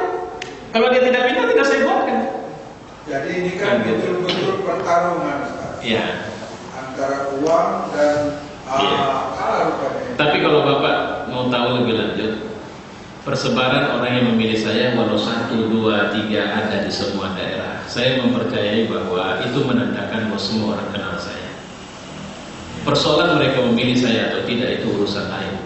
Artinya Allah tengah mempersiapkan saya dan tidak sulit saya bisa masuk ke semua itu. Karena saya melihat langkah saya selanjutnya adalah langkah sebagai seorang dai, tapi saya tidak akan meninggalkan dunia politik. Artinya persoalan apakah saya akan terlibat aktif secara struktural atau tidak itu urusan nanti. Tapi yang pasti saya tengah bergegas untuk melihat pekerjaan saya yang paling besar ke depan adalah dakwah. Saya pulang kampung, mak saya menangis bercucur air mata sampai saya peluk. Mak, dulu aku menikah uangku cuma 300.000 dan aku tidak punya pekerjaan. Tapi aku berani memilih menikah karena sebab Allah telah menetapkan hatiku untuk aku harus menikah. Dan Allah memilihkan kepadaku 9 orang anak sekarang dan sebagainya. Aku tidak pernah berpikir bahwa rezekiku dari dewan itu. Nah itu, dia nangis. Waktu dia nangis itu istri saya menangis dirinya. Padahal selama ini cukup tegar gitu kan. Enggak, yang aku bayangkan anakmu, mak, anak itu tidak lahir, rezekinya dari situ. Iya, jadi saya peluk mak saya ciumi dia, saya bilang jangan. Enggak, aku mau naik haji sementara kan biaya dia. Udah, tengok. Ini anak laki-laki mak. Insya Allah bagaimana caranya selama itu halal, aku akan tetap membantu kebutuhan mak. Jangan takut, aku yakin Allah kasih sama aku. Ini ilmu yang begini tak dipelajari pula di sekolah, karena modalnya cuma yakin saja ini. Nah, jadi kalau dulu penghasilan saya tidak tetap, tapi tetap berpenghasilan, kan lebih enak pekerjaan yang begitu. Ya. Mudah-mudahan Allah dari berkat. Ya, tak sungguh-sungguhnya Ustaz kan kira-kira merugikan partai gitu. Enggak, Pak. Kalau begini, kalau kita di Percut, Bapak tahu betul bahwa ada caleg lain yang begitu bersungguh-sungguh. Saya berpikir kalau dia bersungguh-sungguh di situ, saya bersungguh-sungguh, kami akan rebutan suara yang malah menggembosi suara di dalam. Itu pikiran saya waktu itu. Tapi kalau ditanya apakah saya tidak bersungguh-sungguh, tidak ada hari di mana saya tidak keluar. Beliau ini tahu betul saya. Malam saya pergi sampai ke mana tempat, pergi ke Galang, pergi ke Pakam, pergi ke Tanjung Anom sana. Pokoknya semua di Tua sana, Pancur Batu, Sibiru-biru, semua tempat saya pergi. Tapi selalu saya katakan, jika kalian tidak suka mencoblos saya, doakan saya istiqomah di jalan dakwah. Saya cuma minta itu saja. Karena saya tidak punya cita-cita jadi anggota dewan, saya cuma punya cita-cita jadi gubernur lagi. Sambil tertawa sering saya bilang. Selalu di mana-mana, sampai ke penjara saya pergi, Pak. Jadi di penjara di Tanjung Gusta itu saya pergi ceramah, selalu saya sampaikan, saya ngajak mereka zikir. Bahkan yang unik memang, bukan saya sengaja. Di mobil saya lebih banyak alat peraga dari caleg lain. Begitu mereka tanya mana kartu Ustaz? Aduh, kartu saya habis.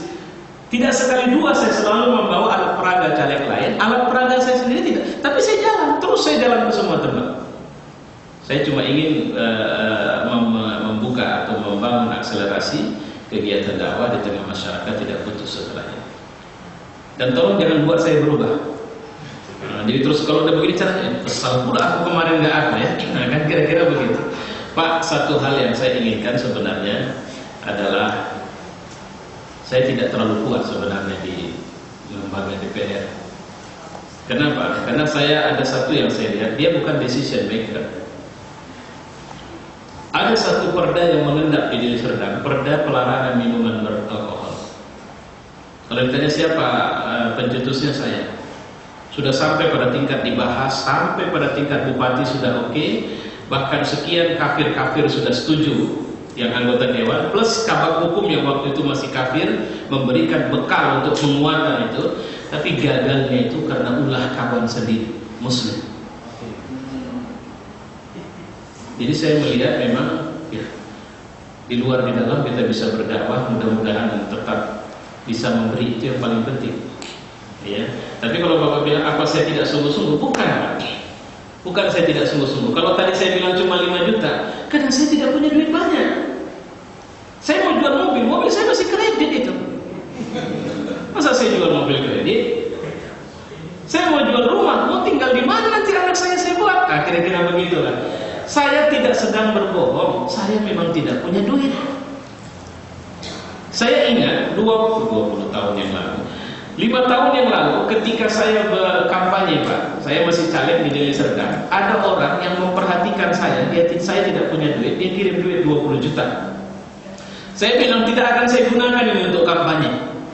Saya gunakan duit ini untuk membesarkan dakwah. Kalau kampanye biar, itu urusan Allah. Saya akan jawab. Karena teman juga bilang bahwa banner baliho tidak terlalu banyak orang memperhatikan itu, Ustaz. Kalau saya bikin kali duit kemarin, pasti saya ke PTPN 4 nanya. Gimana Pak Gaji? Bisa bantu saya nggak untuk menang? Pasti. Saya jumpa Pak Majid saya terus terang ini. Cuma karena saya tidak mau, saya menganggap diri saya lah yang harus saya perkenalkan dengan cara-cara yang Allah kasih. Cuma selain yang saya keluarkan, ada caleg lain yang memang dia membuatkan kartu nama, membuatkan ini, yang kemudian dia saya bantu nyebarkan itu. Mungkin lebih banyak dari dia, tapi kalau saya hitung, dia mengeluarkan uang sekitar hampir 50 juta. Tapi ada caleg yang syukur saya nggak stres ya, saya bilang sama istri saya, kenapa? Nggak banyak duit kita habis. Ini yang buat stres kan nggak banyak duit habis ini. Gitu kan? Jadi ada yang sampai ratusan juta, miliaran. Waduh ya Allah, saya pikir. Bagaimana? Pak kalau sampai miliar di Deli Serdang itu, saya kira udah nggak benar itu dia keluarkan duit segitu.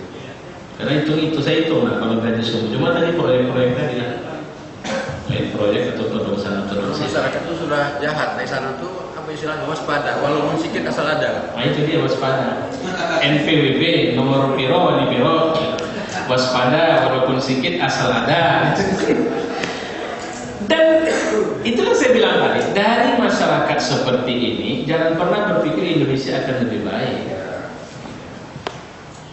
Nggak mungkin kita ambil imam bodoh kan di masjid. Siapa yang akan ambil imam bodoh? Udah kau aja imam, kau nggak pernah mabuk. Kalau kami pernah mabuk, udah kau aja imam. Itu kan sama-sama orang kurang ajar itu sebenarnya.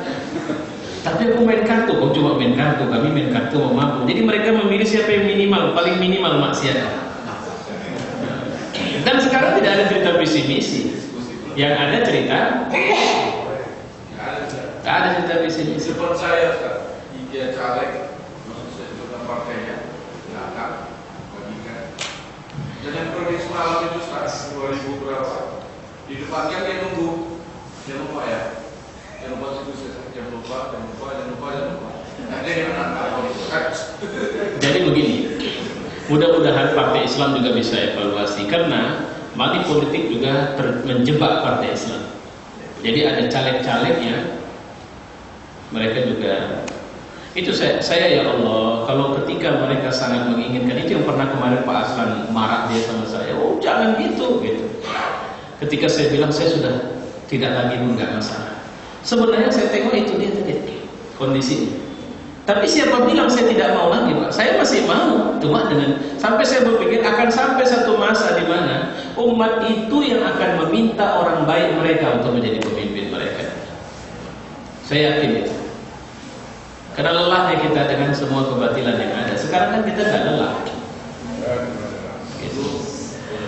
Oke lah, kita putar-putar pun belum nggak akan dapat ini ujungnya, gitu kan. Cuma untuk pemilu presiden, kalau saya mengatakan kita lihat saja arah kelompok Partai Islam nanti kemana. Walaupun kita mengkhawatirkan itu gembos. Dan ini butuh. Kalau PDIP tidak akan mungkin deketin kecuali PKB. Karena PKB sunnah sejarahnya memang selalu seperti itu dia. Ya, bagaimana dia bisa aman di semua posisi. Nah, jadi kalau partai Islam yang lain, jadi tinggal ini kan yang nama Jokowi, Prabowo, Ical. Ical mau kayak manapun dikemas berat sekali. Jadi the real playernya ini Jokowi sama Prabowo.